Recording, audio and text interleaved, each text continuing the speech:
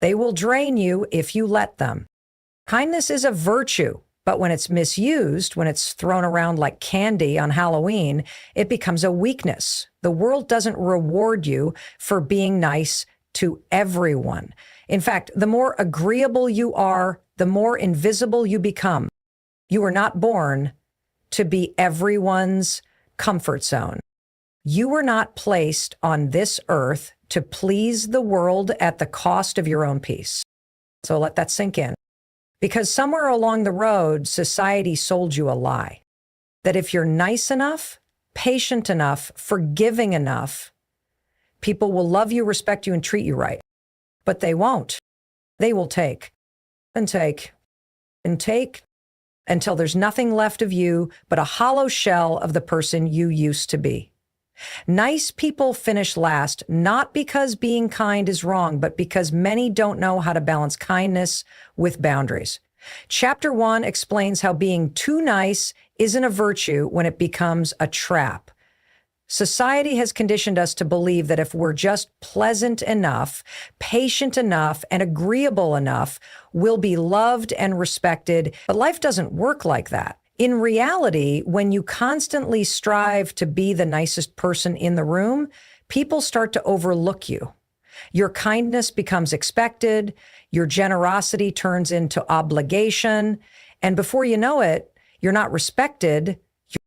Being nice to everyone sounds noble, but what's often hidden under that niceness is a deep need to be accepted. Many people mistake people-pleasing for strength. They think they're peacemakers, but they're really just afraid of confrontation. They're afraid of being disliked. And that fear pushes them to say yes to things they hate, to tolerate behavior that disrespects them, and to give time and energy to people who only show up when they need something. That's not strength, that's fear in disguise. If you're constantly agreeable, people won't see you as strong. They'll see you as easy to manipulate. They'll test your limits, and when you don't push back, they'll push harder. You think being nice will make people love you more. It doesn't. It only teaches them they can get away with anything. You become the go-to person for their chaos, the fixer of their mess, the listener of their endless complaints. They'll come to you to dump their emotional baggage, but when it's your turn, they're nowhere to be found. You give, and when you finally burn out, you wonder what went wrong. The answer is simple. You gave too much to people who didn't earn it. You can be kind without sacrificing your dignity. You can be loving without becoming someone's emotional punching bag. But too many people associate kindness with weakness, and that's the real problem. You were never taught how to be firm. You were taught that no is rude, that confrontation is mean, and that expressing your needs makes you selfish. So you kept swallowing your truth. You kept smiling through disrespect. You kept pretending you were okay when you were exhausted. And here's the thing. When you continuously show up for others and never ask them to show up for you, you're training them to see you as someone who doesn't matter. That's the harsh truth. You become a convenience, not a priority. People respect those who respect themselves. The strongest individuals are not those who are always agreeable. They are the ones who know how to draw a line. They're the ones who say enough and walk away when they're disrespected. They're not afraid to ruffle feathers or disappoint others if it means protecting their peace. They understand that being too nice is not a badge of honor. It's a fast track to emotional burnout. What's often hidden behind the mask of the nice guy or the nice girl is a deep lack of self-worth. If your entire identity revolves around being liked, then you're constantly performing. You're not being your authentic self. You're being what everyone else needs you to be. That's exhausting. And over time, it leads to resentment. You'll smile in public, but feel invisible in private. You'll help others succeed while your own dreams collect dust. You'll become bitter, even though you never intended to. So many people confuse love with approval. They think that if they just do more for others, they'll be appreciated. But people don't appreciate what's constantly available. They take it for granted. They expect it. And once they expect it, they stop valuing it. That's why you must stop seeking validation from being everyone's favorite person. That approval is shallow and temporary. Real power comes from self-respect, not applause. You're not here to please everyone. You're not supposed to fit in with every crowd. You're supposed to stand firm in who you are, even if that means some people don't like it. Because at the end of the day, the most dangerous trap is thinking that being too nice will save you. It won't. It will only silence you. It will only keep you small. Dives into the consequences of always choosing to be liked over being respected. It focuses on the emotional toll of constantly putting others first and the silent damage it causes to your confidence, your self-image, and your ability to lead your own life. When you prioritize other people's comfort above your truth, you slowly start to disappear. Your voice gets quieter, your desires get buried, and your identity begins to blur. You stop asking what you want because your focus is always on what others expect from you. This is how you begin to lose yourself. Not in one big moment, but through 1,000 small decisions to stay silent, to keep the peace, to avoid upsetting anyone. The world doesn't reward people who give endlessly. It drains them. The truth is, being too nice in a world full of takers turns you into a target. Not everyone operates from gratitude. Some people only notice you when you stop giving. Until then, they assume your kindness is unlimited. They see your constant yes as weakness. And the moment you draw a boundary, they call you selfish. That's the twisted part. The moment you finally stand up for yourself, people who once benefited from your passivity will say you've changed. They'll guilt trip you, not because you're doing something wrong, but because they can no longer control you. Too many people are afraid to let others down, so they end up letting themselves down instead. They carry other people's emotions like a burden, trying to fix what isn't theirs to fix. They overextend, over-apologize, and overcompensate.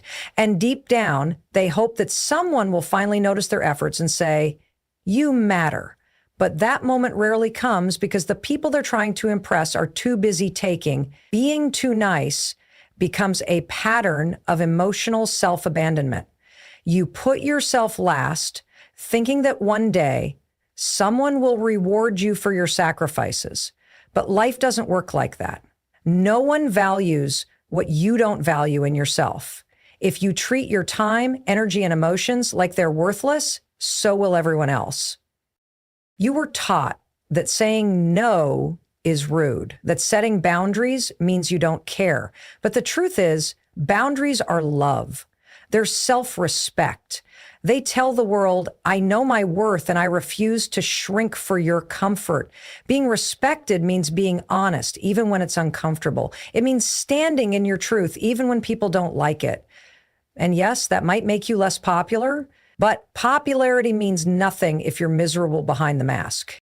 People-pleasing may feel safe in the moment, but long-term, it erodes your self-worth.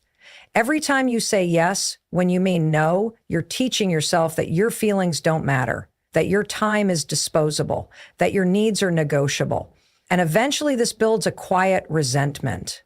You begin to feel bitter, not because people are ungrateful, but because you're tired of giving more than you receive. You become exhausted from pretending to be okay when you're not.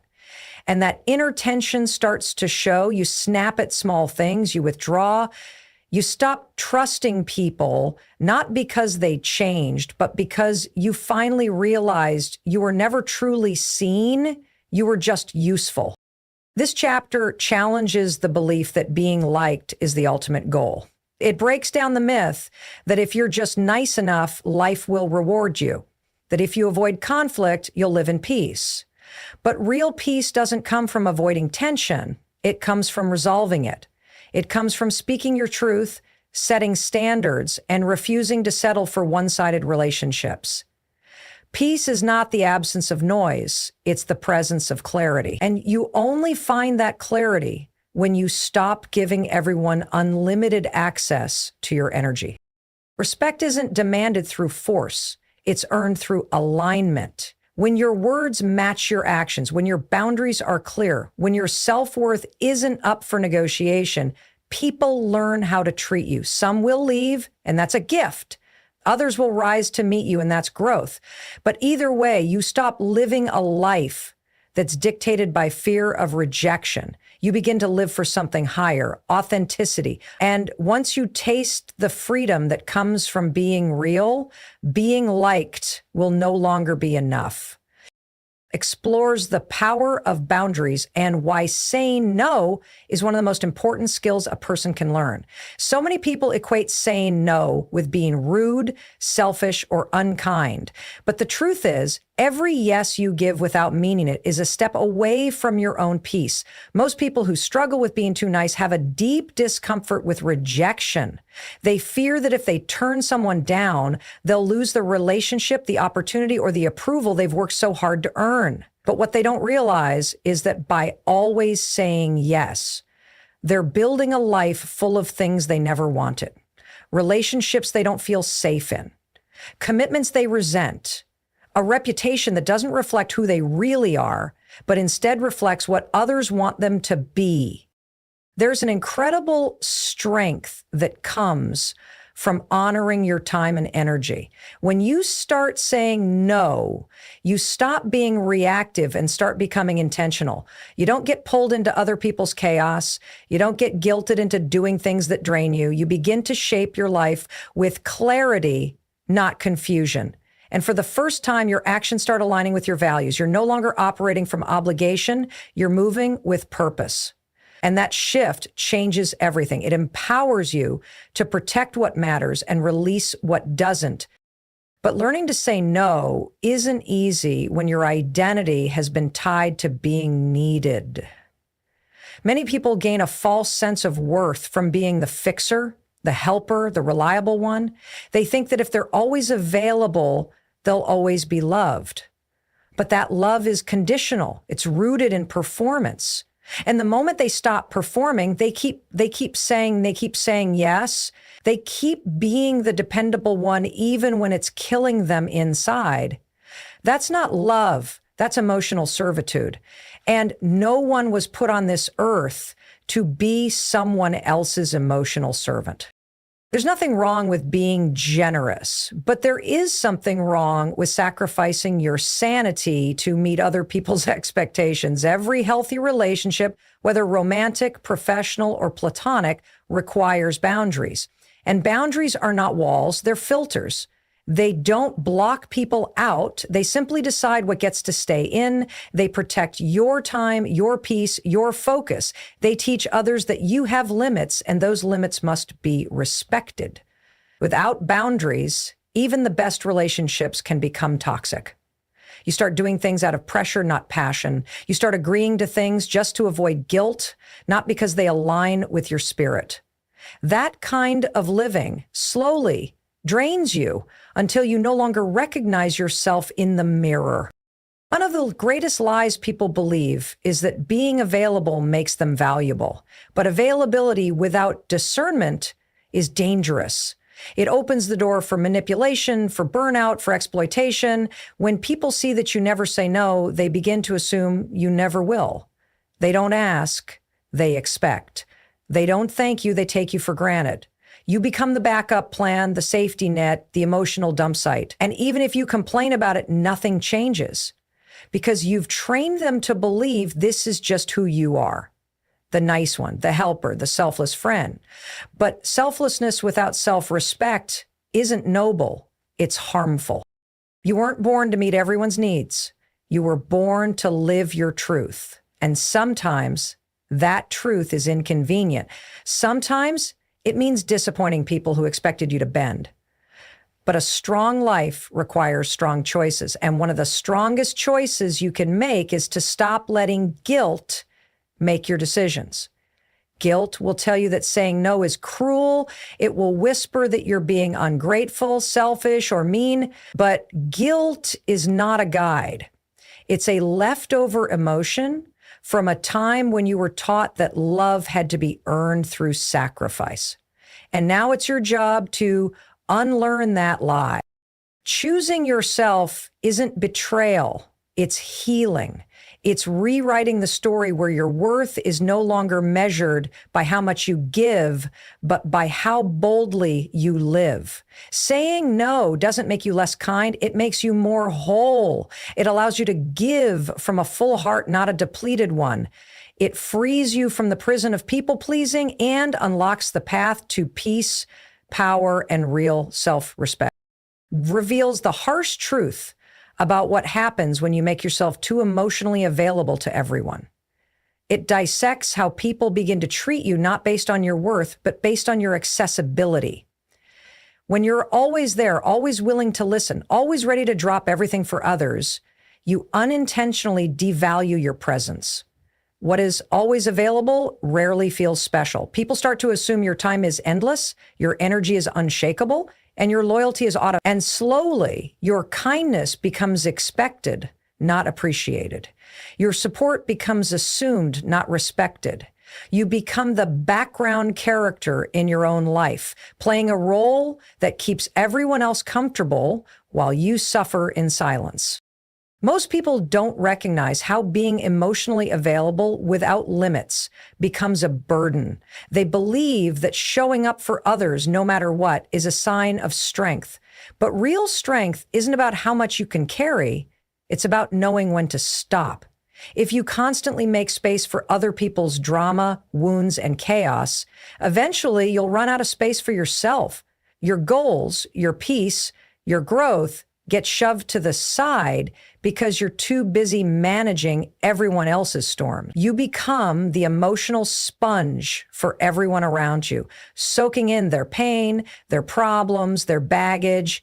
And while they feel lighter after speaking to you, you're left heavy with emotions that were never yours to hold in the first place.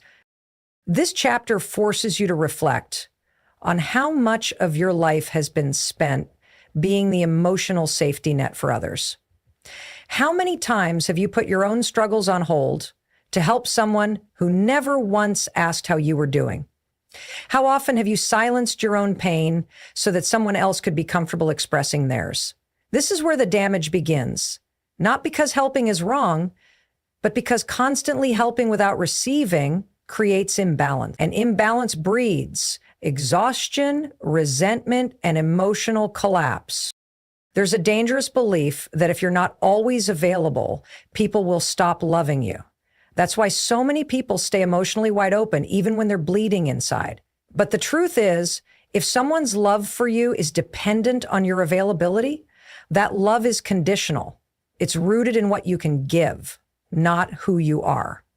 And that's not love, that's convenience. You don't need people who love the version of you that says yes to everything. You need people who respect the version of you that says no when it matters. Because respect is the foundation of every healthy relationship. And without it, love quickly turns into manipulation. Boundaries in emotional space are not about building walls to keep people out. They're about setting limits to protect your own well-being. You can be there for others, but not at the cost of abandoning yourself. You can care, but still take space. You can support someone without becoming their emotional caretaker.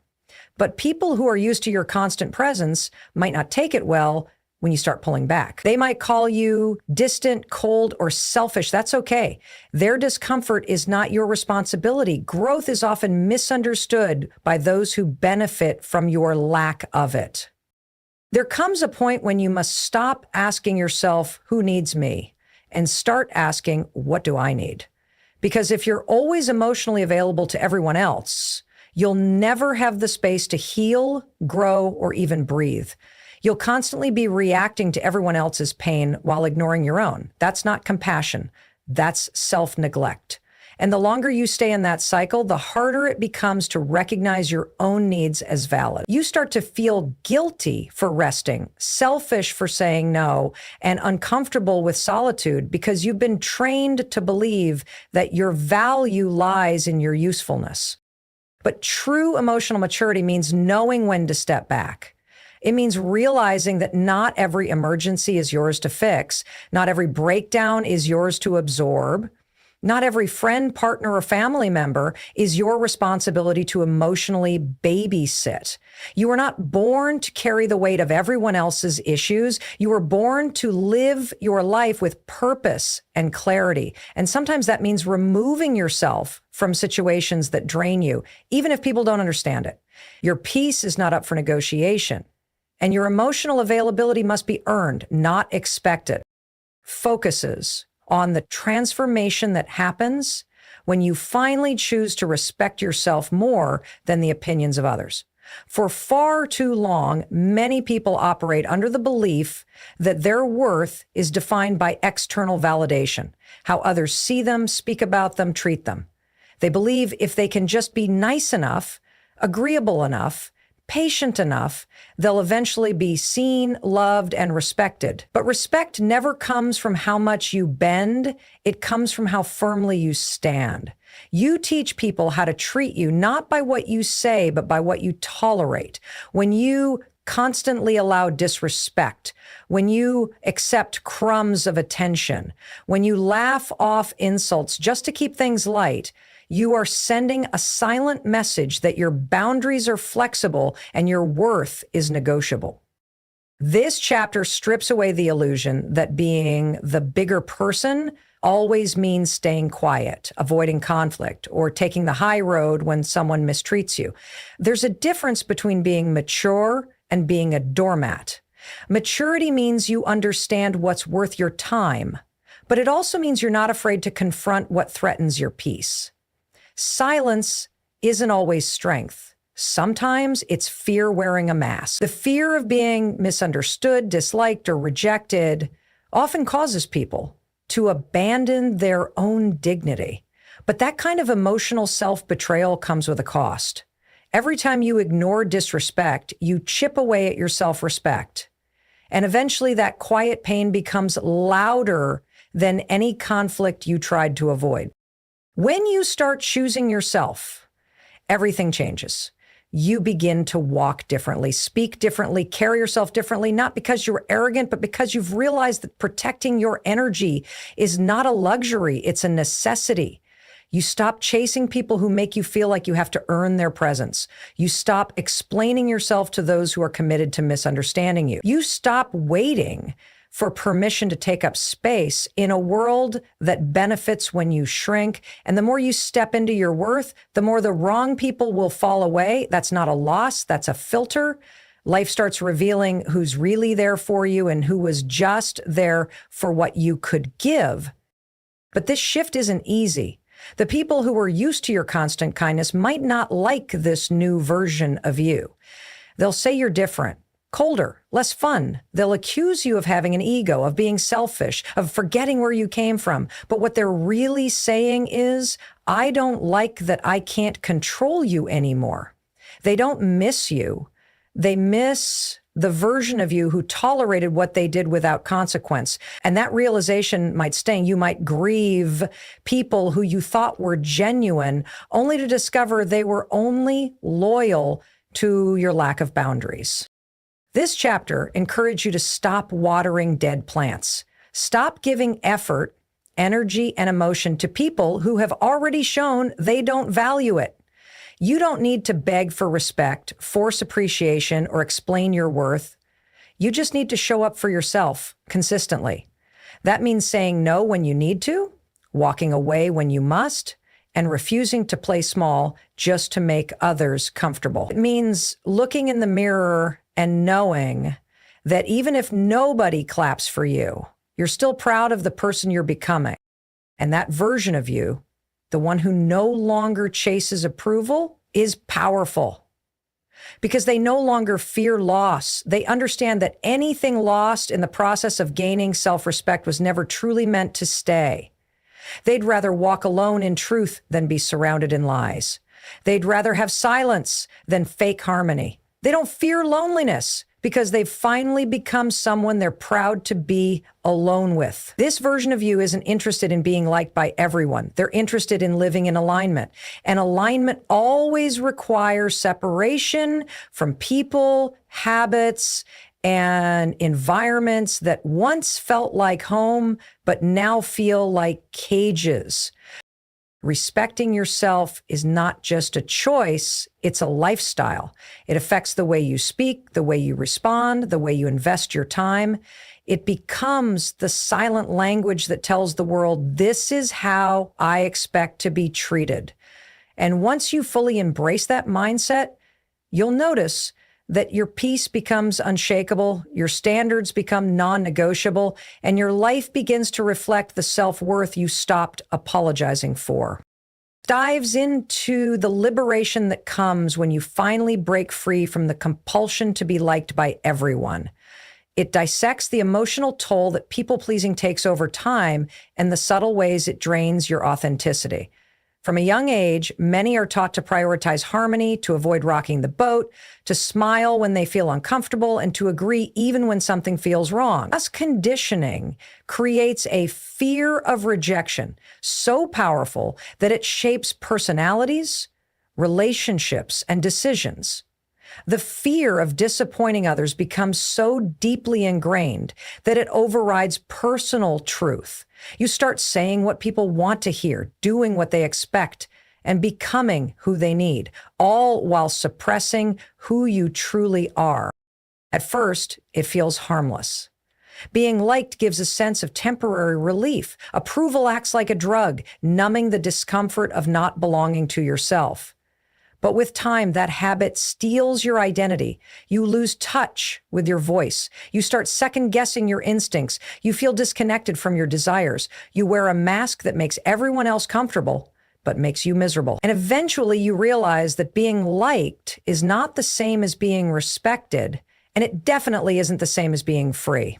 When you're addicted to being liked, you make yourself small, agreeable, and overly accommodating just to avoid criticism. But all that really does is teach others that your boundaries are flexible, your time is cheap, and your self-worth is fragile. This chapter exposes the deep exhaustion that comes from constantly managing how others perceive you. Every word is calculated, every move is measured, every reaction is filtered. You're not living, you're performing. And no matter how hard you try, someone still won't like you. You could be the kindest, most thoughtful person in the world and still be the villain in someone's story. Trying to win everyone's approval is a losing game because people don't see you as you are. They see you as they are. Their judgment is filtered through their wounds, biases, and expectations. And no matter how much you give, it will never be enough for the wrong people. The real breakthrough begins when you realize you don't owe anyone a version of yourself that makes them comfortable. You don't have to dim your light to fit into places where smallness is praised. You don't have to agree with things you don't believe in to keep the peace. And you don't have to carry the weight of someone else's opinion as if it defines your value. The day you stop needing to be liked is the day you start living honestly. That doesn't mean you become rude, cold, or indifferent. It means you choose truth over performance. It means you say what you mean, honor what you feel, and stop sacrificing your authenticity for temporary validation. The fear of being disliked often comes from childhood patterns. Maybe you learned that love was conditional, that if you didn't behave a certain way, love would be withheld. Maybe you were taught that your emotions were too much, your opinions too loud, your presence too inconvenient, so you adjusted. You learned to shrink, to please, to make yourself easier to love. But that version of love was rooted in control, not acceptance. And healing means unlearning those patterns. It means realizing that you're not here to be palatable. You're here to be real. And the right people will never ask you to choose between being liked and being honest. They'll want both because they're not threatened by your truth. They're drawn to it. This chapter encourages you to sit with the discomfort of being misunderstood, to allow people to misinterpret your silence, your distance, your boundaries, and your no. You don't owe them an explanation for growing. The people who truly care will ask, listen, and respect. The rest were never really invested in you. They were invested in what you did for them. And when that changes, their attitude changes. Levitt. That shift reveals who is authentic and who is only loyal to your compliance. Every person who walks away because you stopped pleasing them is a blessing in disguise. They make space for relationships rooted in mutual respect, not one-sided performance. When you release the pressure to be liked, you gain something far greater: self-respect, inner peace, and emotional freedom. You begin to trust yourself more. You walk into rooms with confidence, not insecurity. You speak your truth with clarity, not apology. You move through life with purpose, not permission. You stop asking, do they like me? And start asking, do I like myself in their presence? That is the shift that changes everything, because at the end of the day, it's better to be disliked for being real than to be loved for being someone you're not. Unpacks the power of saying no and how that one simple word can completely redefine your life, your peace, and your self-worth. Most people have been conditioned to associate no with rejection, conflict, and guilt. They feel that if they say no, they'll disappoint someone, ruin a relationship, or seem selfish.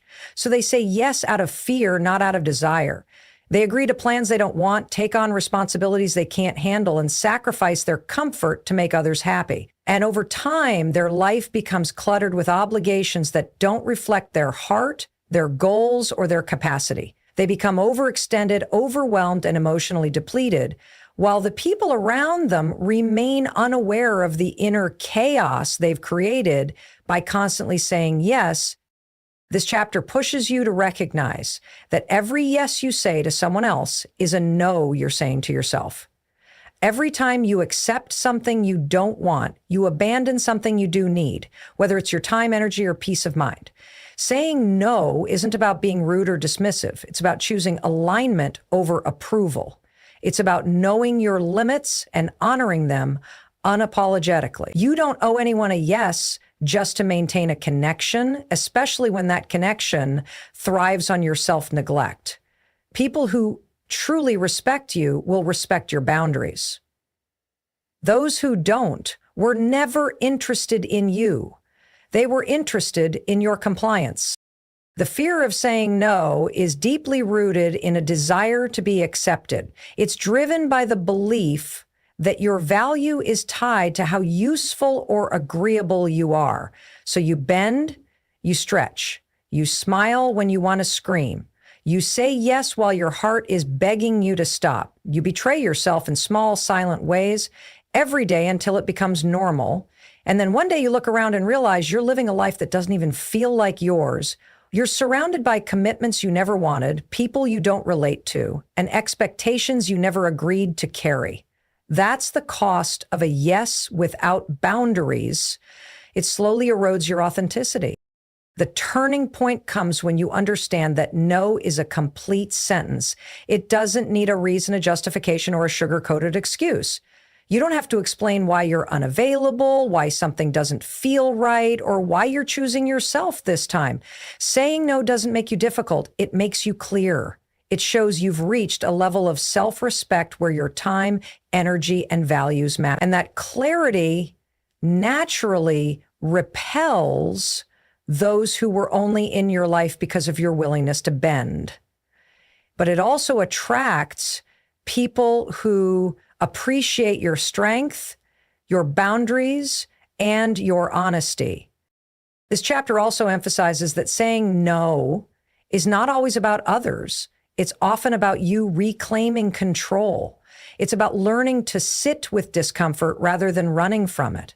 It's about realizing that short-term guilt is better than long-term resentment.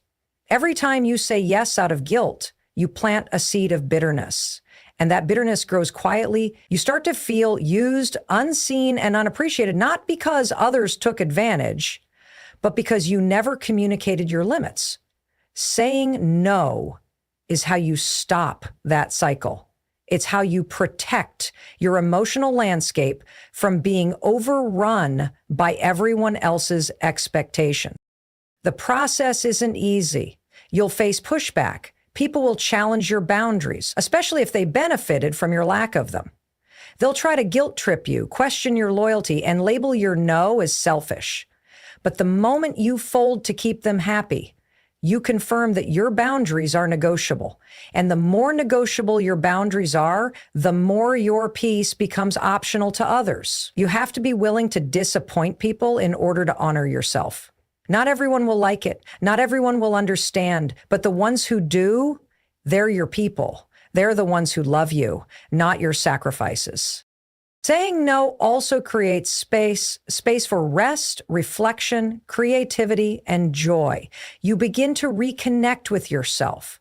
You start doing things that energize you instead of drain you.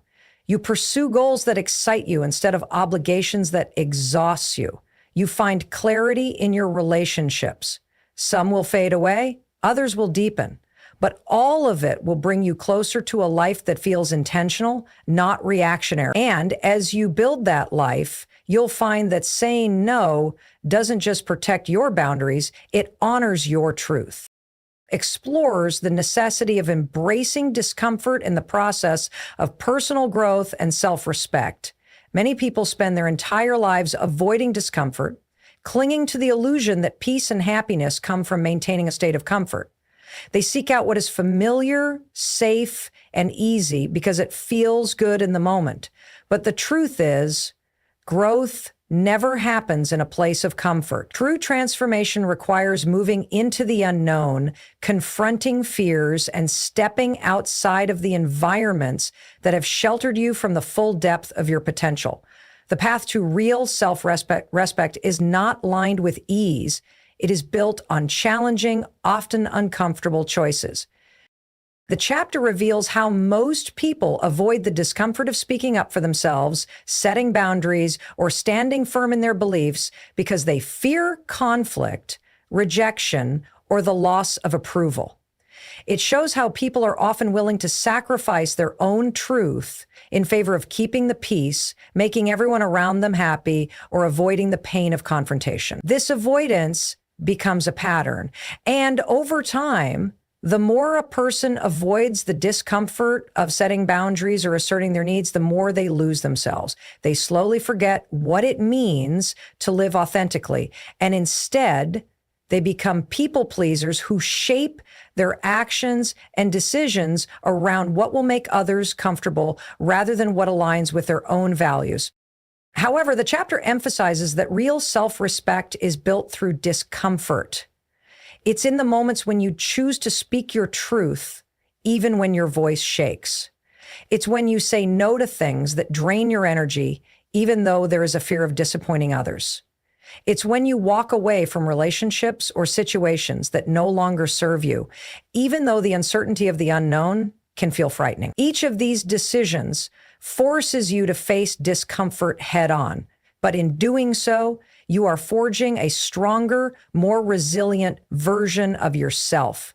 The pain of the moment is temporary, but the strength you gain from choosing discomfort over convenience lasts a lifetime. This chapter also dives deep into the mindset shift necessary to embrace discomfort. It asks you to reframe the way you view struggle and discomfort. Instead of seeing them as obstacles, you are encouraged to see them as opportunities for growth. Struggle is not something to be avoided. It is something to be welcomed because it signals that you are on the path to change. When you embrace discomfort, you open yourself up to the possibility of expanding beyond your current limitations, discovering strengths you never knew you had, and becoming the person you are truly meant to be. Avoiding discomfort, on the other hand, keeps you stuck in old patterns, trapped in the same cycles, and hindered from reaching your true potential. The chapter further explains that in many cases, discomfort is a sign that you are making progress. When you feel the discomfort of standing up for yourself, it is a sign that you are asserting your boundaries, which is essential for self-respect. When you feel discomfort from breaking away from unhealthy relationships or habits, it is a sign that you are choosing to protect your peace and prioritize your well-being. The discomfort you feel is the growing pain of breaking free from the limitations that have kept you stagnant. And as you continue to make those hard choices, the discomfort eventually turns into confidence, resilience, and freedom. Learning to sit with discomfort also teaches you emotional maturity. Instead of running away from difficult emotions or situations, you learn to lean into them, to feel them fully, and to navigate through them with strength and clarity. Emotional maturity is about not being controlled by your feelings, but rather using them as guidance to make decisions that align with your highest good. Discomfort becomes a tool for introspection and growth, allowing you to get closer to the best version of yourself. The chapter also underscores the idea that avoiding discomfort for the sake of comfort actually keeps you trapped in a cycle of self-doubt and insecurity. When you constantly make decisions based on what will avoid pain or displeasure, you sacrifice your own power and agency. The more you shy away from discomfort, the more you give away your control. But by facing discomfort head-on, you take back that control, allowing you to shape your life according to your values. Not the fear of what others think or the avoidance of temporary pain. The discomfort of growth becomes a tool. And with it, you begin to build the foundation of a life rooted in true self-respect and self-empowerment. Delves into the profound impact of the relationships we choose to invest in and the importance of prioritizing those that nurture our growth. Throughout life, we form various connections. Some are fleeting, others are deep and enduring. However, many people fail to recognize how their relationships shape their sense of self and influence their journey toward becoming their authentic selves. Relationships, whether personal or professional, play a pivotal role in either uplifting or hindering our growth. In this chapter, you are invited to reflect on the kind of people you surround yourself with and the energy they bring into your life. The chapter begins by exploring how often people unknowingly cling to relationships that drain them. They hold on to toxic friendships, unhealthy family dynamics, or demanding work environments because they have been conditioned to believe that maintaining these connections is a sign of loyalty or love. Over time, these relationships chip away at your self-esteem, energy, and emotional health. You may find yourself giving more than you receive, constantly trying to please others, or sacrificing your own well-being to keep the peace. These relationships may have once been fulfilling or may have begun with good intentions, but over time, they can become sources of exhaustion and emotional turmoil. Despite this, many continue to invest in them, often out of a fear of change or loneliness. They become afraid to let go, unsure of who they are without these connections, and so they stay in environments that no longer serve them. This chapter challenges the idea of loyalty at any cost and urges readers to reevaluate the relationships that consume their time and energy. It explains that true loyalty doesn't mean remaining in relationships that hold you back or make you feel small. Loyalty should be about respecting yourself enough to walk away from relationships that no longer support your growth, even if they've been a part of your life for years. It's about choosing quality over quantity in the people you allow into your life. The real question is not whether someone has been in your life for a long time, but whether they help you evolve into the best version of yourself. If the relationship keeps you stuck, compromises your values, or makes you feel unworthy, it's time to reconsider your investment in it. The chapter also emphasizes that people who genuinely care about you will respect your boundaries, support your goals, and encourage your growth. Healthy relationships are built on mutual respect, understanding, and a shared desire for each other's well-being. These are the relationships that energize you, inspire you, and challenge you to be better. In these relationships, both parties feel seen, heard, and valued. They are not one-sided. nor are they based on manipulation, control, or emotional dependency. Instead, they are grounded in unconditional love and support, where both individuals thrive because they bring out the best in one another. Another key aspect discussed in the chapter is the importance of distancing yourself from those who consistently drain you. Some relationships may be filled with drama, negativity, or criticism, and staying in them can wear you down over time. Constantly being surrounded by negativity or people who do not support your dreams can lead to feelings of self-doubt, low self-worth, and confusion. It's not about rejecting people, but about protecting your peace. The chapter encourages readers to make conscious decisions about their inner circle. It stresses that it's okay to walk away from people who bring nothing but toxicity into your life, even if they are family members or lifelong friends. By choosing to protect your peace, you make space for more fulfilling relationships, ones that align with your values and aspirations. The chapter goes on to highlight the importance of setting boundaries in relationships. It teaches that in order to protect your energy and time, you must learn to say no, limit exposure to harmful individuals, and speak up when your boundaries are crossed. Setting boundaries isn't about being rude or distant.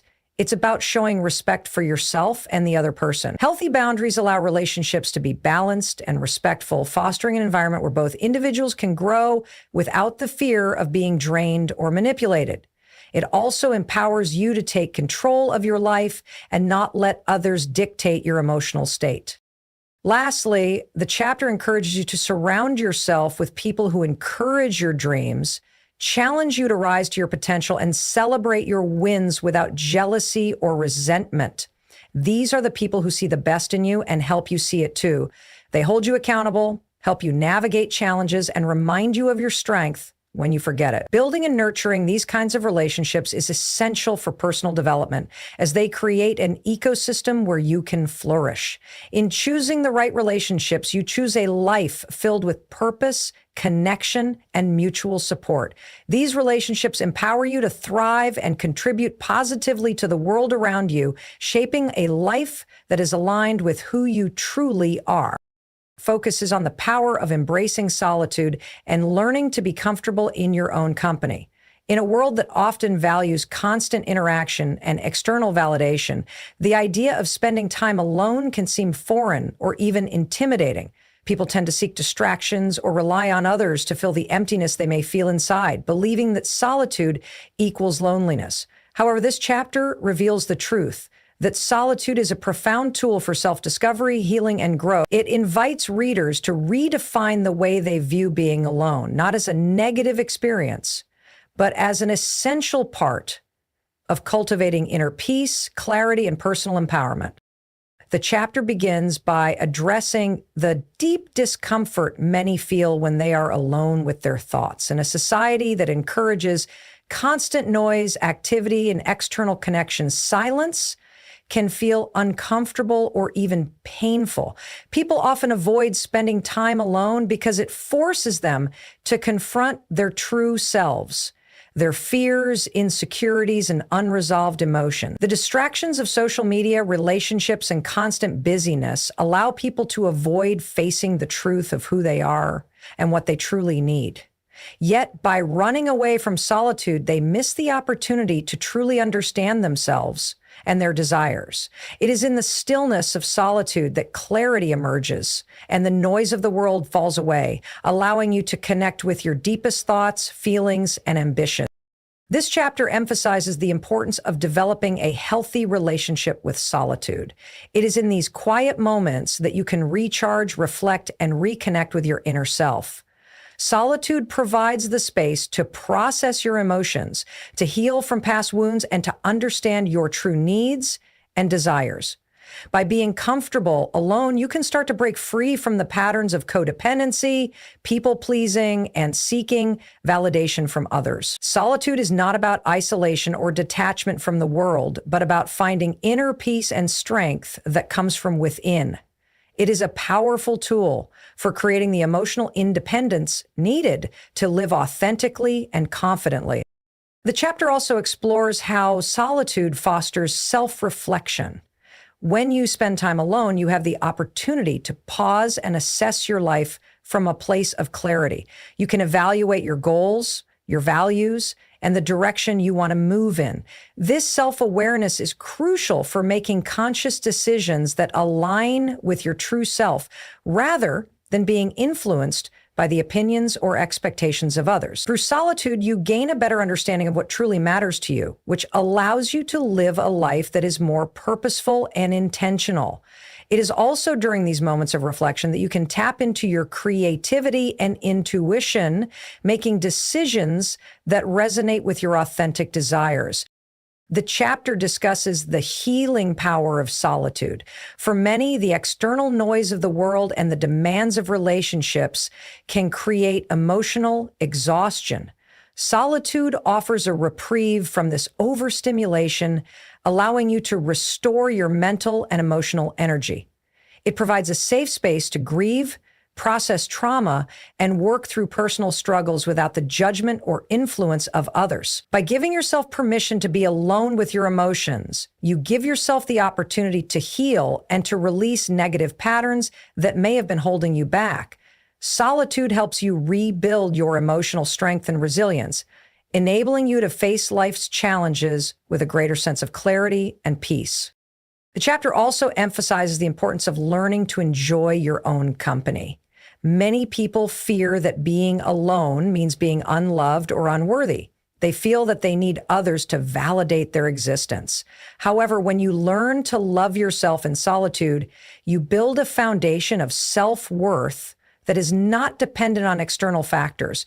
You become comfortable with who you are, recognizing your own value and worth without needing others to affirm it. Internal validation is empowering, as it allows you to live without the need for constant approval from others. It also enables you to enter relationships and connections from a place of strength, not dependency.